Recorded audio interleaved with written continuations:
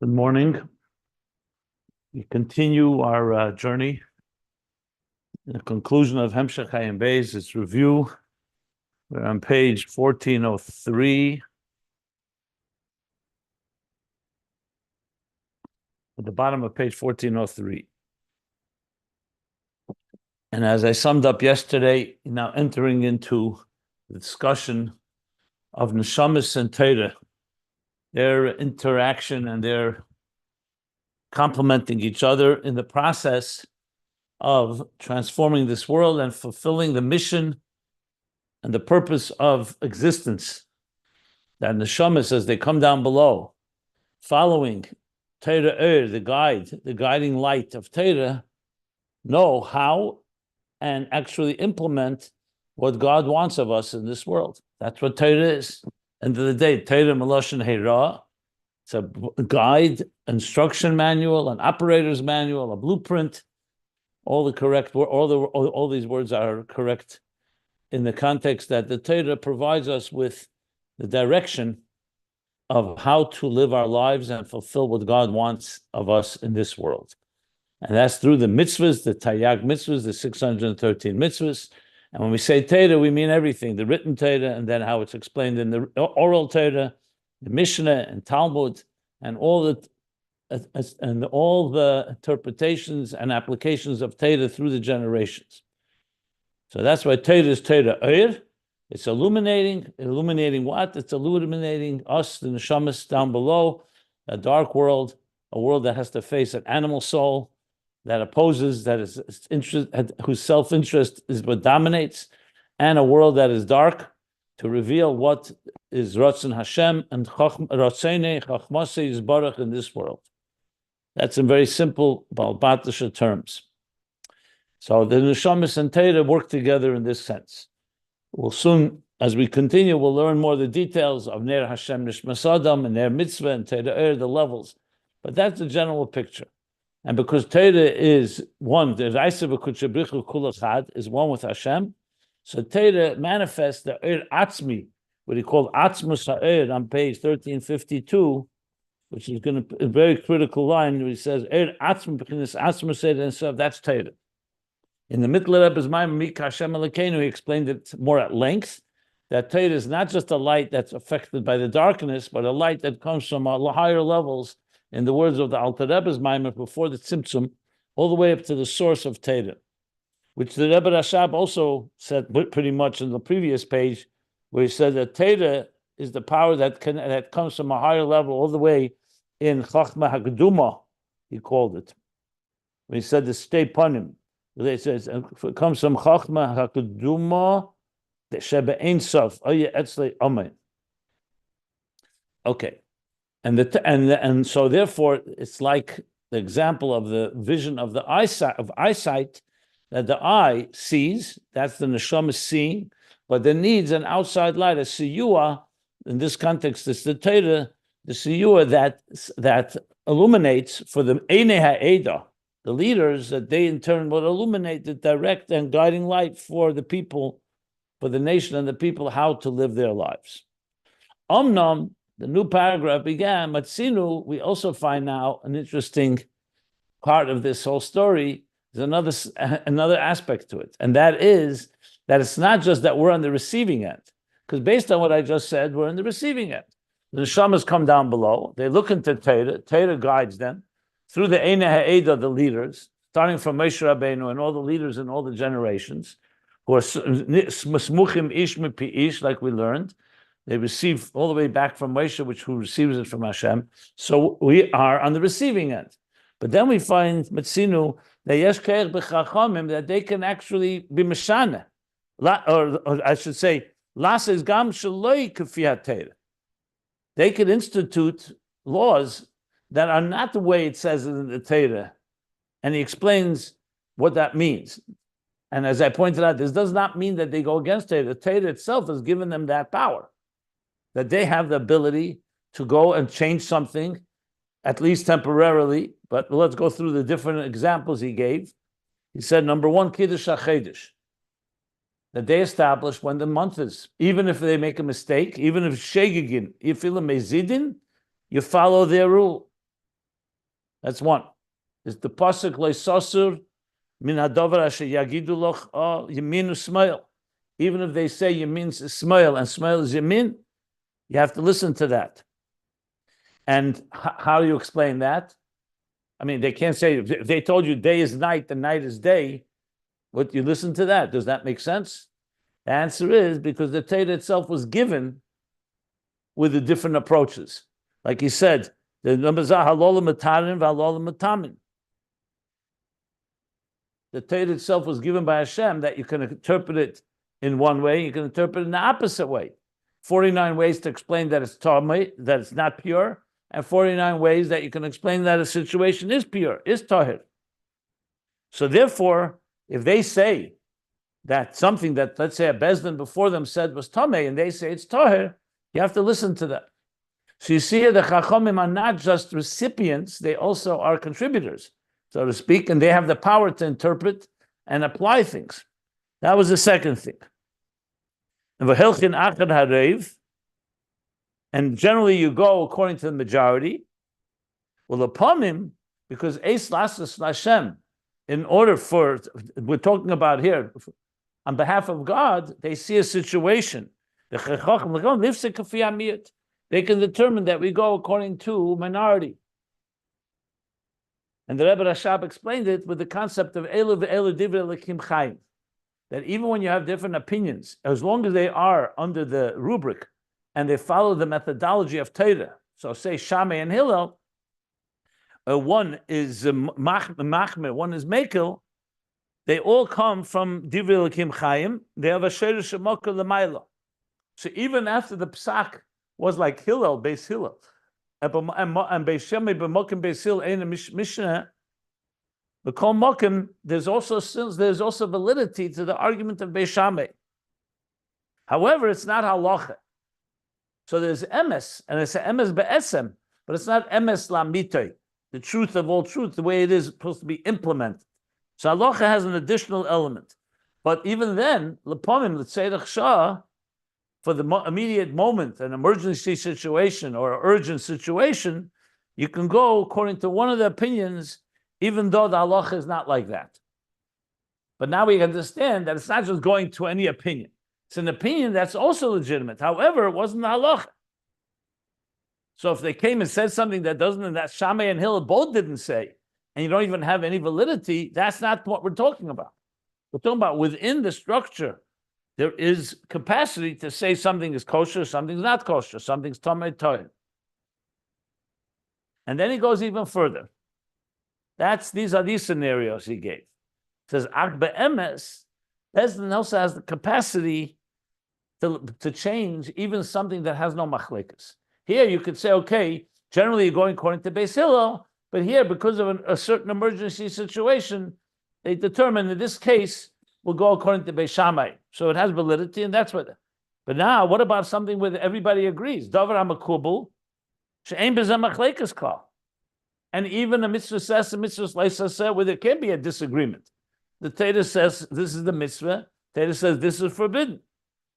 So the Rambam writes in Hilchos Mamrim, he quotes exactly where Perek Beis Halacha Daled, that if lefisha they see that it's necessary to be mevatel, to abrogate a positive mitzvah, meaning not to do it, or laver al mitzvah leisa, or to transgress against a negative lefisha.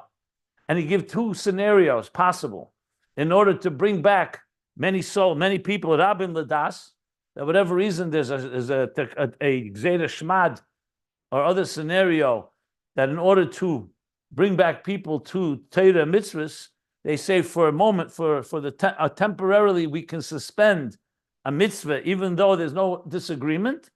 Oy lahatzel Rabim miyisrael, b'likoshel b'dvarim acherim. Another scenario would be to prevent Jews from falling and transgressing other matters. They have the power to designate something just for that situation. This does not mean permanent. They have the power to suspend what's called Heirah. And the example he gives is like desecrating one Shabbos in order to preserve many Shabbosim. So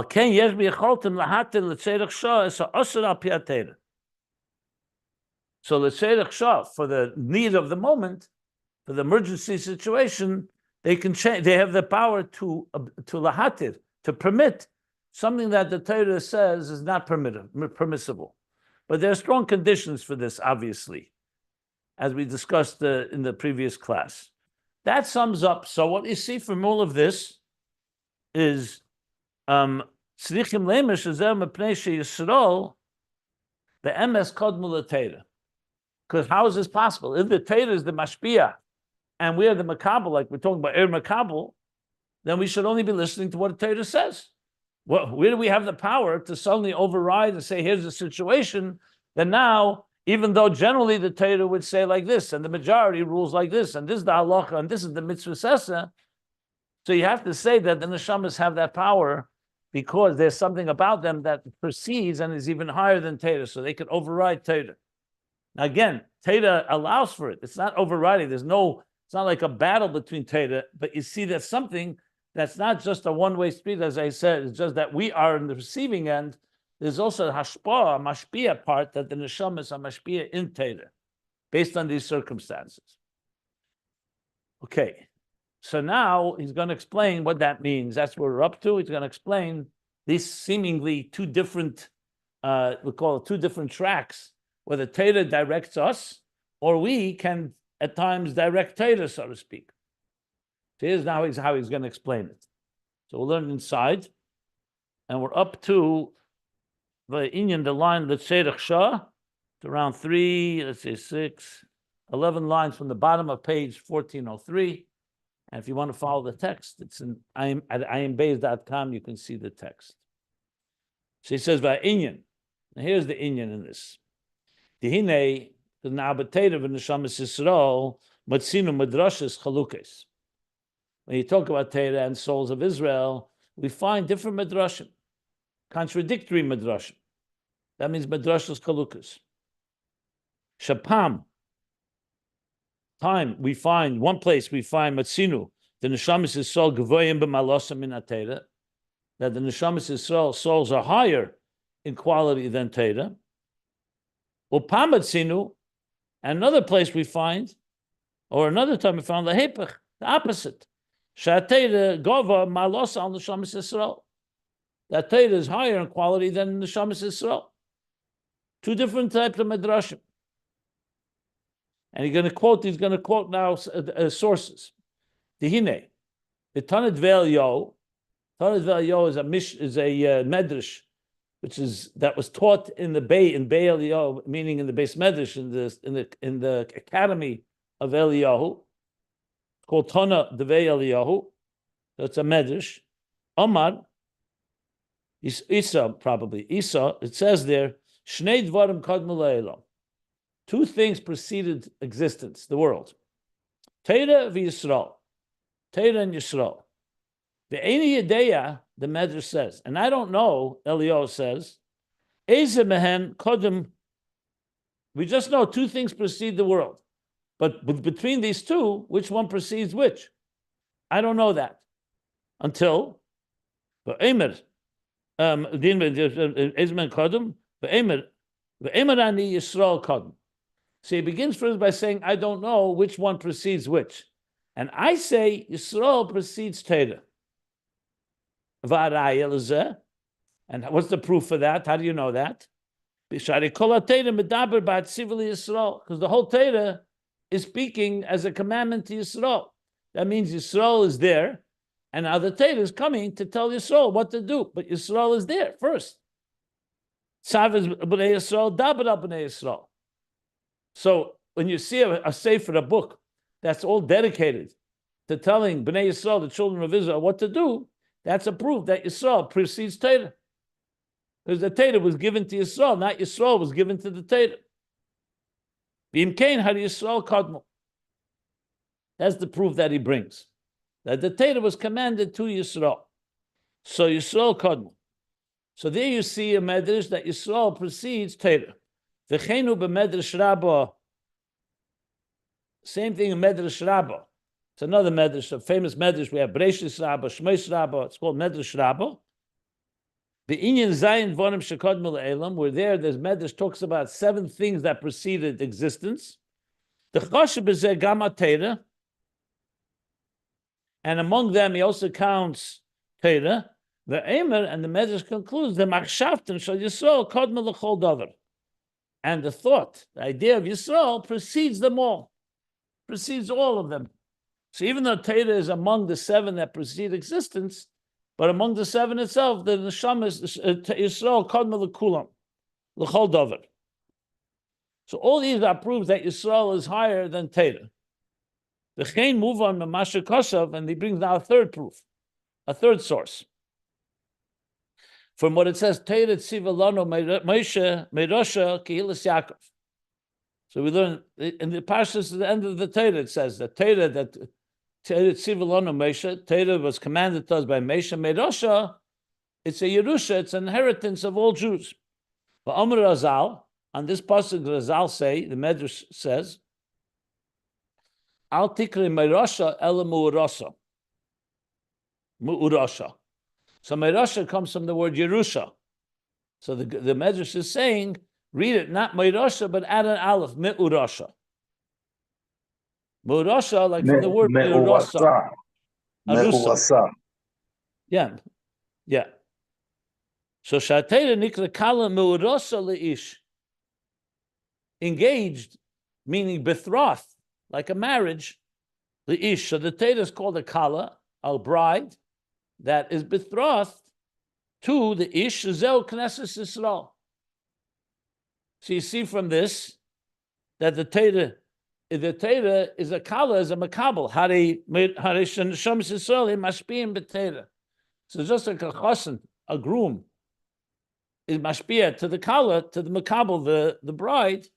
You see from this, the Teira is the Kala of the Chosen, which is Yisrael. So yet another sign that Yisrael precedes Teira, or is higher than Teira, Mashpiyah to Teira. Like we learned before, that the Chachamim have the power to be Mashpiyah into Teira, not just to receive. That's all. These are all the Midrashim that demonstrate that Neshama is Kadmul Teira. How about the Midrash? Said Midrash is Chalukis. There's also places that it says the opposite. So now he's going to bring the opposite. Upam mashma, and then there are times where it's mashma, it appears, even though it says pam once, it could also mean pamim. Pam once could also mean many times. So pam doesn't necessarily mean it's only one place. He says medrashas chalukes. But regardless, he says upam mashma behepach. The opposite, that Teira precedes Yisrael. Where do we see that?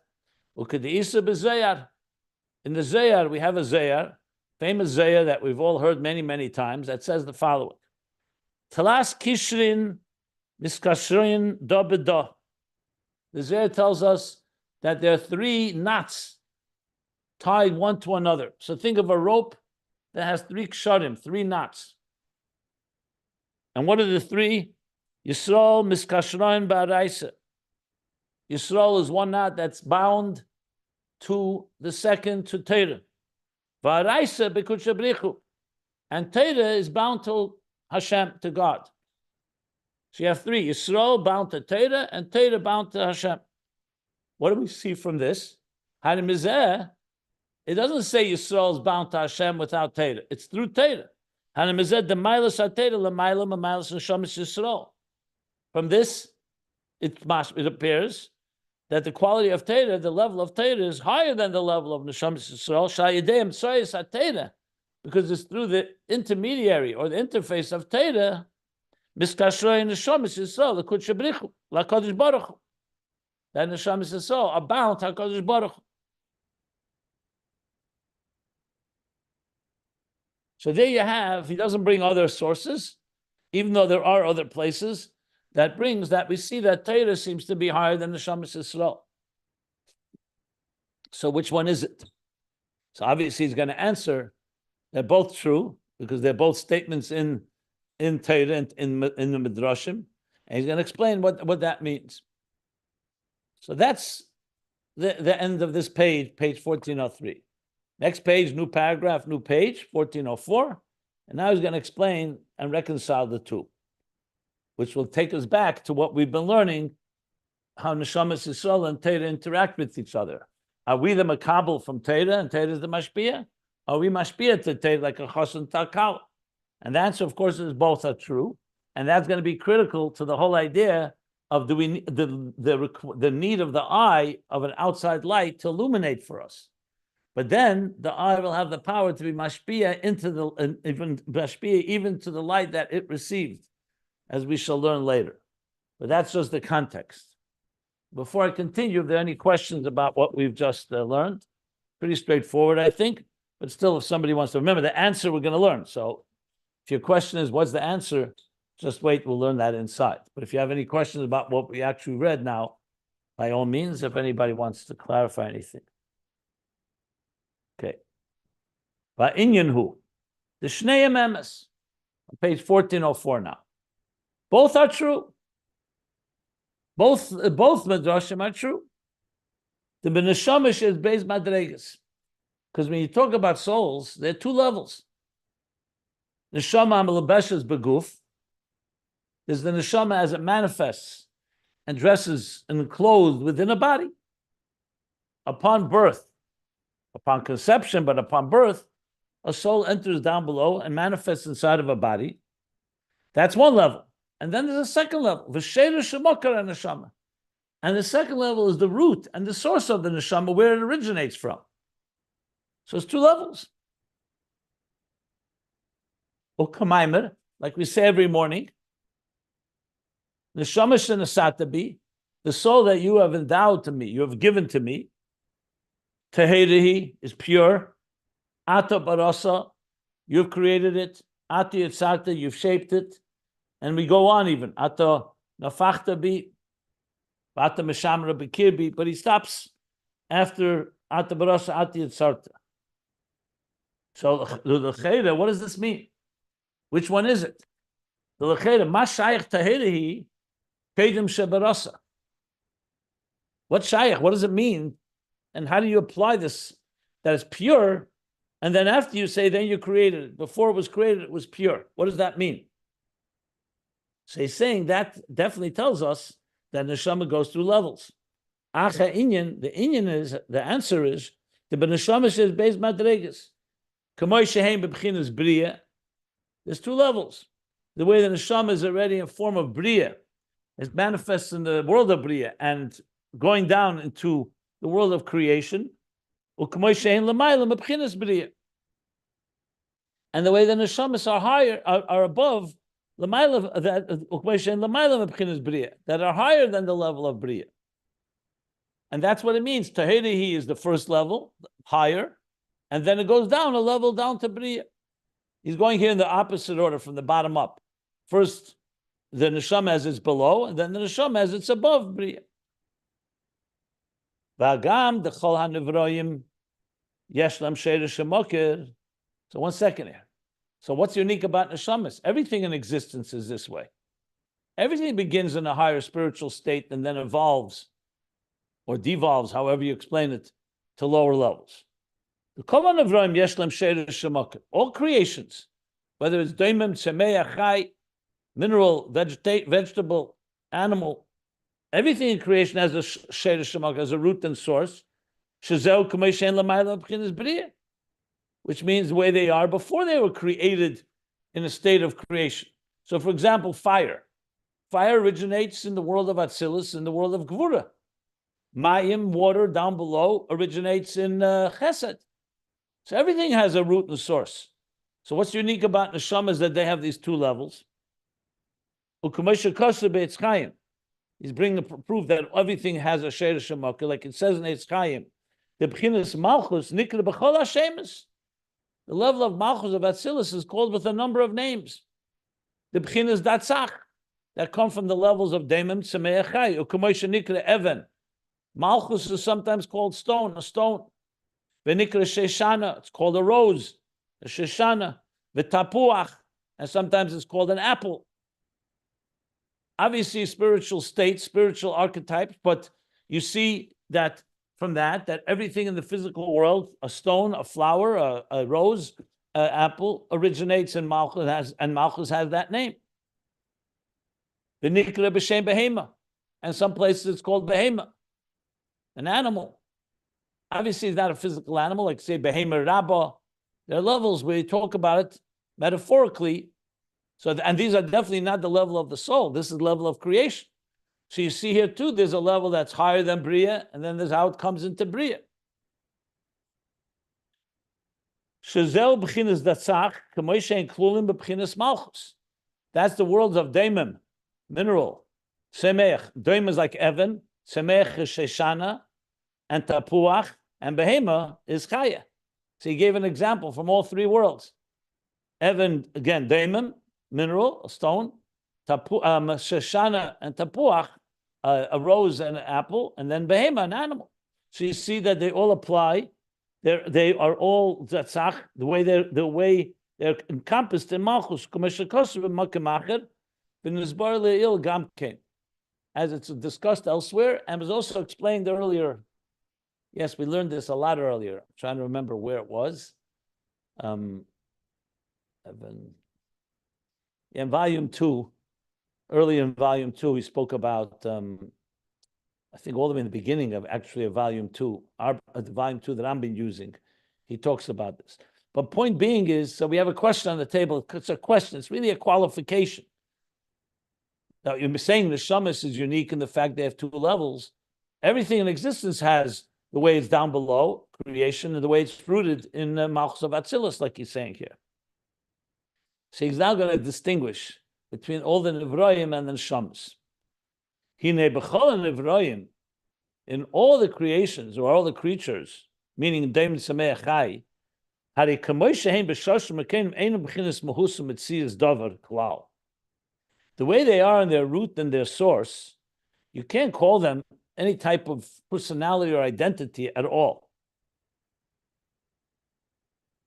No, they're rooted there, but you can't really find they haven't yet in any way developed into any type of identity.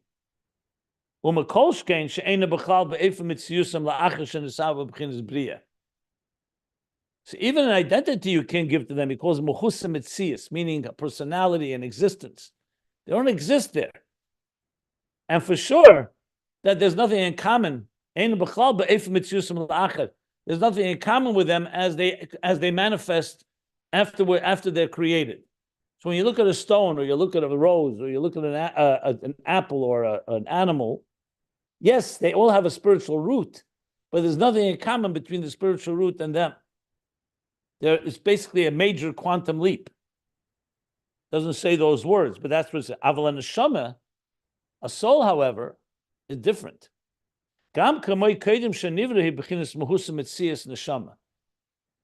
neshama as a manifest in Bria and then lower levels is not completely disconnected. Even before it was created, it's called a neshama. Neshama shenasata b'tahidahi.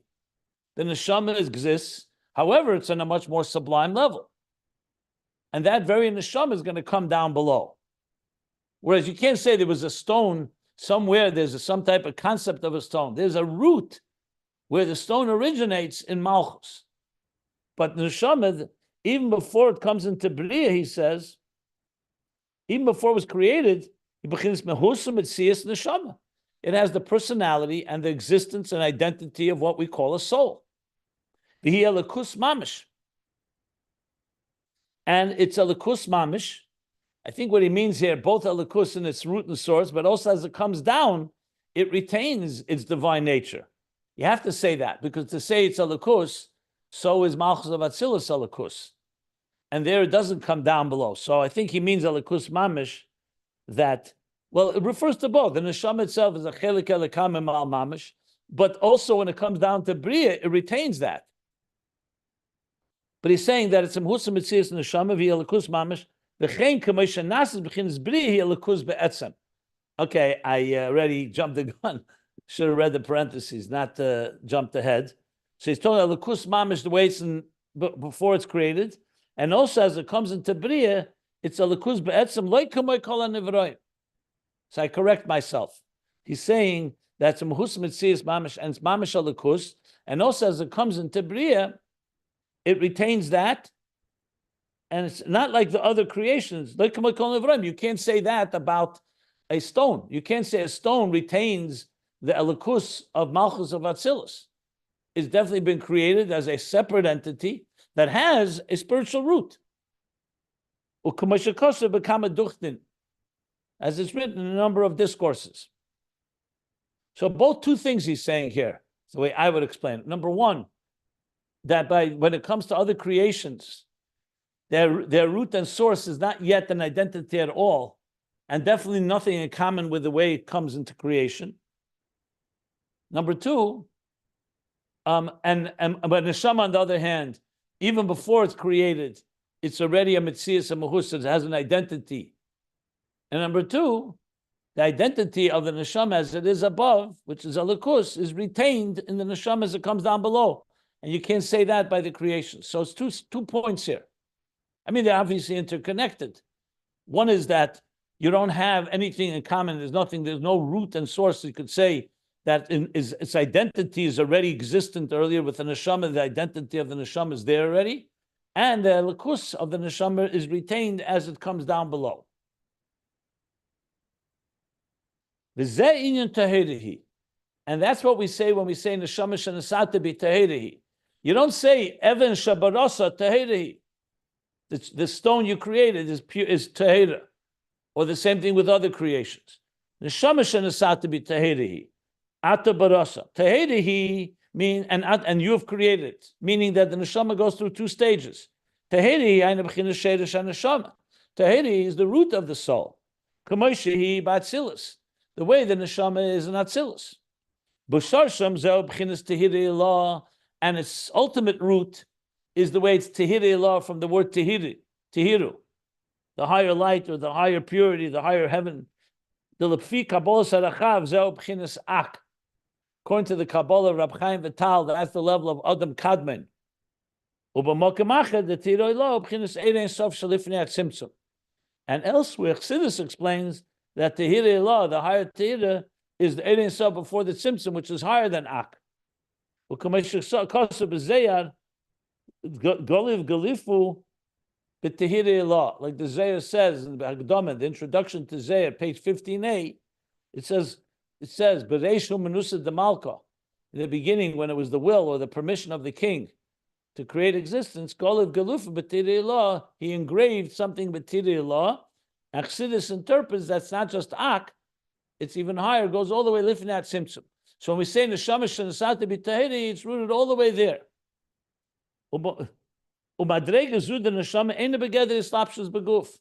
And this higher level of the soul is not even in the domain, not even in the category, in the capacity of manifesting inside a body. And then a little later, he's going to explain, then there's the second level of the neshama as it comes down below, ata Boroso. But being that we're reading a lot here, I want to stop. If anybody wants to ask anything, he's going to continue to explain the root of this neshama. And then go back to the lower level. What does it mean that a neshama, what you said before, that a neshama, the way it is Lamailo, is already a mahus or metzius?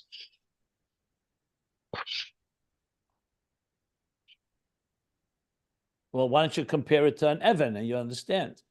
Evan, I understand. Evan is so this is not like an Evan. A stone or a flower or an animal are rooted. Everything is rooted in Asara Mamoras Nivra Elam, that God created everything. So it has a spiritual root, but the spiritual root doesn't have anything. It's not yet the identity of the creation. A neshama, even in its root, is already called a neshama. It's a neshama with an identity called a soul. However, it's not yet manifest inside of a body. And its identity, what is a neshama? A neshama is a likus. An Evan is not a likus. Evan is a creation of God's, but it's not godliness. A neshama is godliness, and in its root, it's that way, and then it comes down and retains that as well as it comes downward. It's a different type of entity. It's an entity. It's like the difference between giving your children your possessions or giving it to a friend of yours or a servant. So you may want to give them something, but it's not part of who you are. It's not your genes. Your genes carry on like a child from a parent. Whereas a friend or a student don't carry your genes. They don't carry the very essence of who you are. Just an example. Because like he says in Tanya, Ayin Beis, Bonim atem l'Hashem Elokechem, or B'ni B'chei Yisrael. A ben has very etzem me'echa'av. And someone that's not a child doesn't have that. I'm just giving an example of something that carries the very essence of the higher level, goes over to the next level. Whereas a student receives the seichel of the teacher, but not the very brain.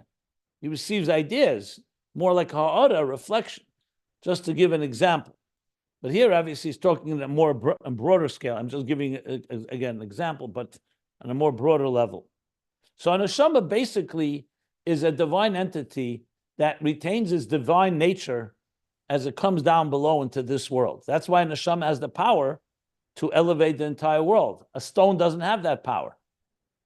The rest of the physical world can be elevated by us, but it doesn't have the power to elevate us. The neshamas are like divine ambassadors, if you wish, divine agents, shluchim. It says some places that the neshama is a shliach of Hashem, shluchim shel adam kamesei. You don't say that on the rest of creation.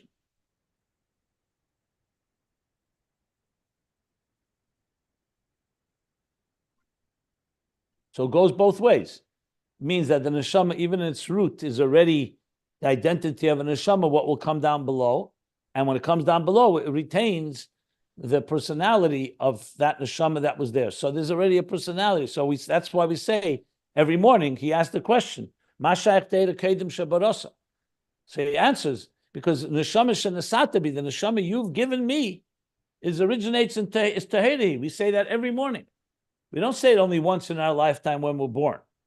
Every day we say that, because the neshama is always tahiri on that level, and it retains the connection when ata boroso, as it comes down below, as we shall learn.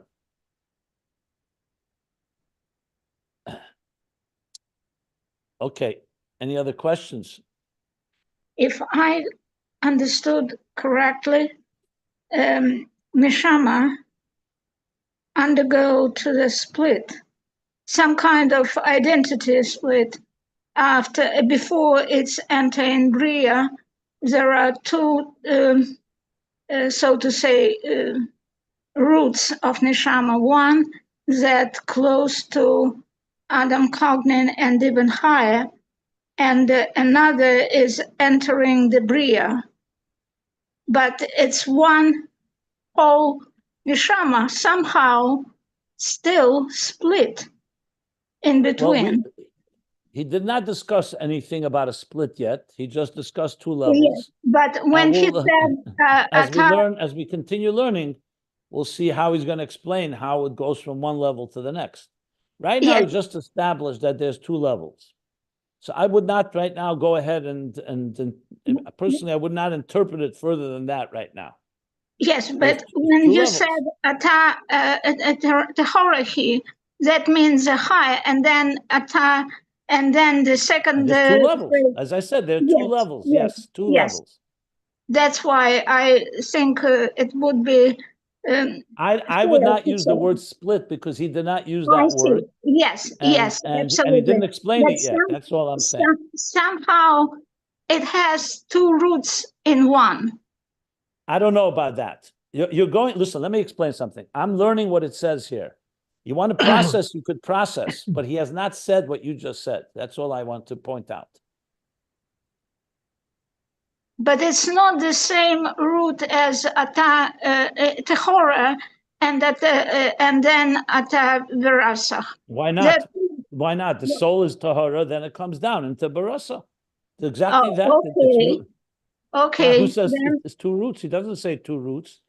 It's one root that comes down, like a root of anything that then comes down to the next level. It's called Boroso. So it's evolution. I got it. Thank you. Yeah. That's what he said about the hero law or Ak. I think that the neshama is even higher, in the Atzmus. What he's talking about more. Listen, you can think what you like to think, but this is what the Rebbe Rashab says. I'm asking you, according to what the Rebbe Rashab, it's not going higher than before Tzimtzum. It's going higher than before Tzimtzum. It's Mushosh in the Atmos. He just said Ein Sof Shalifnei Tzimtzum. He called it Tehiri Law. He said Tehiri Law, B'Mokem the Tehiri Law b'chinas Ein Sof Shalifnei Tzimtzum. That's what he called it. He said in the Kabbalah of Rab Chaim Vital, it's Tehirihi. He's talking about the level of Tehirihi. Okay, so Tehirihi is in general Atzilus, and then and Sharshay he says it's Atzilus, but Sharsham is Tehirihi Law, which according to Rab Chaim Vital is Adam Kadman, and in Mokem Achad it's Ein Sof Lifnei Tzimtzum, like it says in Zayar Golav Galifu b'Tehirihi Law. That's what he's saying here. So what you're bringing now, some other places that what means higher than Ein Sof Lifnei Tzimtzum is a pretty high level. Remember, he's talking about the level of Tahiri. He didn't say Etzem and Neshama. Remember, the levels higher are not necessarily a Neshama even. Maybe it's not even called Neshama when you talk about higher levels. He's talking here the level of Tahirihi. It's a level. Tahiri is a level. Neshama and the Satabi, we're giving it an ID. It's called Tahirihi, which is higher than Ata Boroso, and this is the level of the Sheresh and Neshama and Atzilus, all the way to Ak, all the way to Ein Sof Lifnei Tzimtzum. That's what he says here. We're talking about higher levels than that. I would wait and see how this develops before I go there. Let's just talk what he's saying here.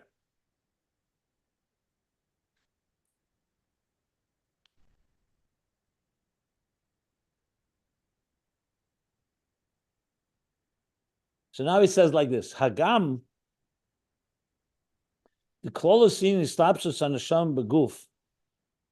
So even though the general manifestation of a soul inside of a body, not a simple matter.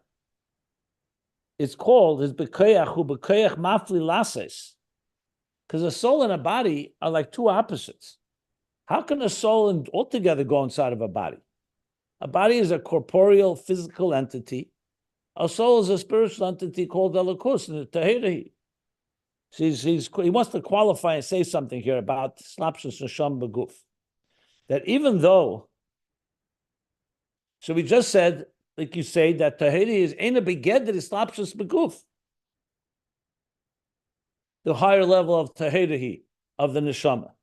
So he's saying, so even though it's Bekoyach Mafli Lases, Koyach Mafli Lases means only God has this power. Koyach Mafli, the wondrous power of God, is the only power, we say, that has the power to bring together two opposites of Islapshus that connects Ruchnius and Gashmius.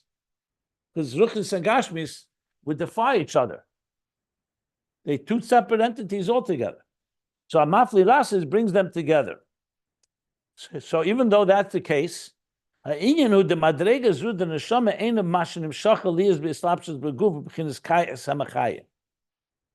saying, so how did I just say before that level of neshama is not shaykh to Islapshus Beguf? The fact is, Hashem has the power to make it manifest in the guf. So he says, even when God sends the soul inside the body, this level remains above. This level of neshama is not nimsheches liyas b'Islapshus Beguf.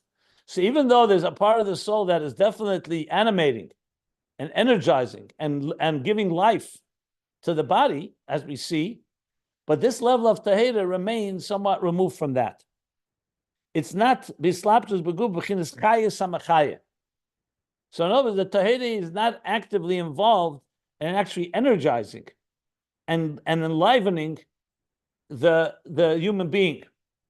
The harinasa adam b'tzalmeinu kud musenu, because we say that the human being, the God said, we will create man b'tzalmeinu in our image and our likeness. V'alken yesh b'neshama madrega she'ena gam b'chinas moka l'chayis. So being that's created in the divine image, and the divine image has an aspect that's higher than the body itself. So the neshama has a level that's not even considered a moka l'chayis. So in other words, there's a level of the neshama that definitely manifests and is energizing and giving life to the body. That's Ata Boroso and Ata Yotzarto and so on. But we're talking here, this level remains removed from that. Ukamoshi is boer.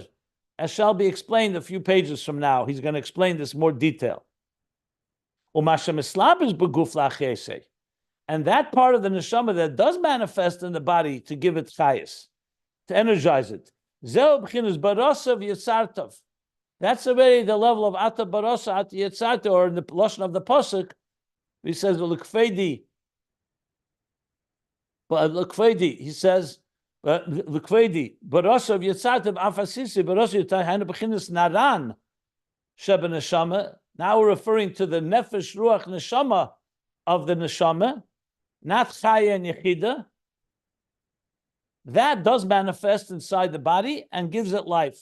So there you have level number 2. And va'iker, and in that itself, nefesh ruach neshama, which corresponds to bria, yitzira, and asiya, ata baros, ata yitzat, ata nofachto bi, ha'ikar mashal lahachis hasaguf. And the primary level of the soul that energizes the body, hu b'chinas hanefesh. Shal ze omer va'ata nofachto bi. That's the third level. Ata boroso, ata yotzarto, ata nofachto bi. You have imbued it within me. You've blown it within me. You've breathed it within me. The ruach and neshama, the 2 levels higher than that. Ruach and neshama, shehein b'chinas meichin u'mides. I'm sorry, midas u'meichin. That's the level of the emotional part of the soul's faculties. And meichin is neshama. That's ruach, yitzira. And neshama is the meichin part. The cognitive shalamayla b'chinas chayes lahachis hasaguf. Relative to the nefesh, it's higher than just the so-called behavioral, the biological part of the soul that is energizing the body. Like the Rambam writes in Hilchos Tshuva, chapter 8, halacha gimel, kol nefesh ha'omer be'inyan zeh ein ha'neshama hatzricha leguf.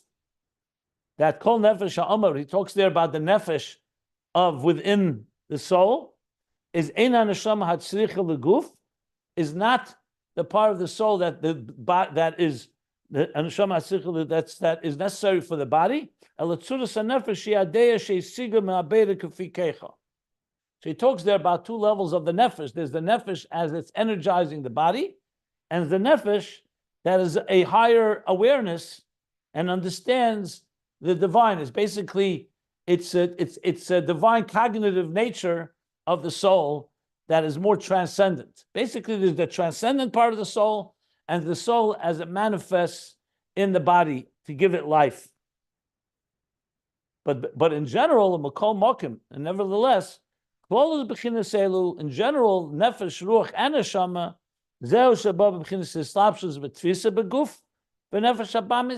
that in general does manifest and gets enclosed and contained by the body and the animal soul. And these levels of the soul come back shama, relatively speaking, they become more concretized and materialized as they, and this is slapshus, as they dress and are getting clothed within the body and the animal soul. To the point, the commission is barely ill, as was discussed earlier. At length, how the faculties of the soul become more crass, more mizgashim, more solidified, more materialized, you can say, as they manifest in the body. In addition to that, the body and the animal soul, malimim, they conceal or mastirim and cover up ala oros haneshama, on the oros eir haneshama, on the reflection of the light of the soul. Shal zeh nemer yenosi b'chagei asela b'seiser hamadreges. Remember, he said before, yenosi, as it gets concealed. B'chagvei. Yeah.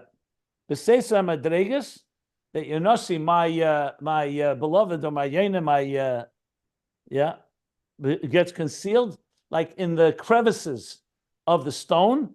B'seiser hamadreges, in a concealed way. That's what the pasuk is referring to. As explained elsewhere, and was also explained above. So there you have 2 levels of the soul. The highest level is completely beyond being manifest inside the body. And even when Hashem connects soul and body, those levels remain beyond. Tahidahi. Then there's the levels of Ata Boroso and Ata Yotzarto, where it comes down to Bri Yitzir. It's already relating to the body, but it still remains somewhat Moichen and Midas. It's more a level that's transcendent, relatively speaking. And the level of Nefesh, and in general, Nefesh, Ruach, Neshama, Ata Nofachto be, that's where the Neshama is engaged with the body, and it's impacted by the body and the animal soul's powers that conceal and turn the neshama into something far more material than it was in its original state. It's still a neshama, and it still retains its tahidahi and all those higher levels, but this part of the neshama is engaging with. It would be, think of it this way. It's like if you think of electricity, so the amount of electricity that is necessary to, let's say, energize an appliance. But then there's where the electricity comes from. The generator of electricity, or the electricity that is in the power lines, in the source power lines, is a lot more intense and much more powerful. Only a limited flow of the electricity is entering into the appliance. As a matter of fact, you need regulators, because if it all would flow in, it would blow the circuits. So the bottom line is that the outer dimension, so to speak, is the soul's electricity that's entering, we'll call it the biological soul. That's called nefesh. Then there's the emotional dimension of the soul. That's already emotions. That's ruach. Neshama is more the intellectual capacity to cognitive. And chai yechida are the transcendent, the general tahirahi. Right now he's including them both in the fourth level tahira. Doesn't go into the details, difference between chai and yechida. And that's what the neshama is like. So the neshama goes through these stages, and that's what we say every morning. Neshama shenasata bi tahirahi, ata boroso, which is neshama, ata yotzarto ruach, ata nofachto be asiya, which is nefesh, and ata meshamra bekir be, there it needs protection. That's at the lowest level, because the neshama is now involved and engaged with the body more. So in a way, when you say, for example, God forbid, if a person goes into shock or into a coma or something happens, they're still alive. But the biological part of the actual energy that's supposed to enliven the body may have receded, but it's still, the neshama is still alive, and it's still keeping the body alive. But you can't call it alive in the full sense of the word, where a person is walking and healthy and his heart is beating and everything is working, functioning in a proper way. So there's the part of the neshama that engages with is mostly the energizing part that's involved with and engages with the body, and that's in Avodah and Ruchnis is where the Guf and Nefesh Habamis have most impact on those levels. So when we say, for example, that the core of a soul remains always, I am asleep, my heart is awake. That even Afal Pisha Chata Yisraelhu, Chata, the level of sin and transgression, affects the lower levels of the soul, but the higher levels of the soul can remain intact, as it is in many examples for that, where something could be affected on a lower level, even though the higher levels remain intact. So that's basically explains two levels of the soul. With this, he's going to answer the question, so is Torah higher than the neshama, or is the neshama higher than Torah? And that's the next section we're going to learn. That I'll wait for tomorrow already, but I'll stop here if anybody wants to ask anything. I have a question about the level of nefesh. Does that directly correlate with the nefesh of Bahamas? Or are we? It's not appropriate to use those synonymously. Well, in Tanya, he says we have two souls. There's an animal soul and there's a divine soul. Here we're talking about the divine soul. The divine soul has 5 levels in it. Nefesh, Ruach, Neshama, Chai, Yechida. The nefesh of the divine soul manifests inside the Guf and Nefesh Habamis. So it's a different nefesh. The nefesh of the divine soul is not the Nefesh Habamis. Okay, that's what yeah. Thank you. That's what he calls a nefesh alakis and nefesh habamis. And the source of the nefesh of Bahamas is? He's not discussing here. Yeah. It's considered very high, though, isn't it?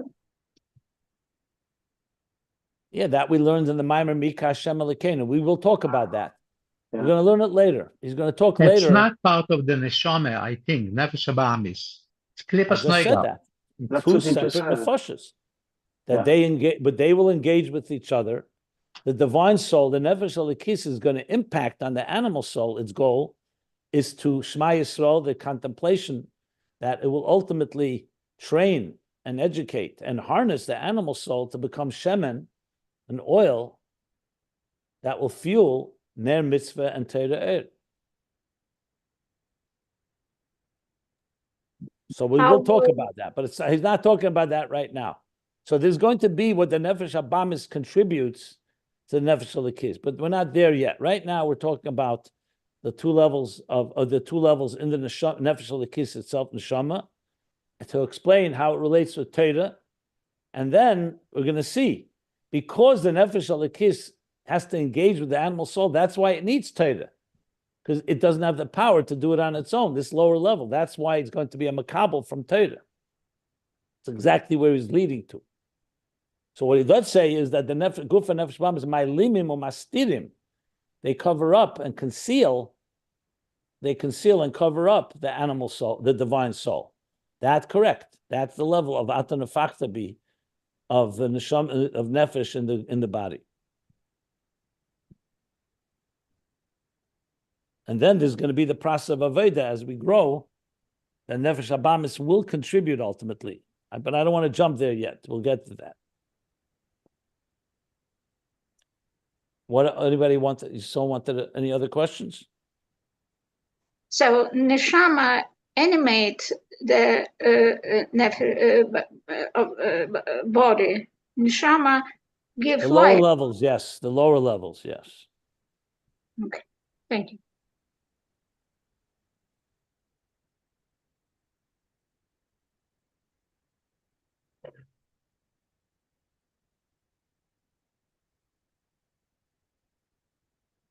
Yeah, it's all going to come together. This is all connecting to the Maimarim that we've learned about Ner Mitzvah and Torah, Ner Hashem Nishmas Adam.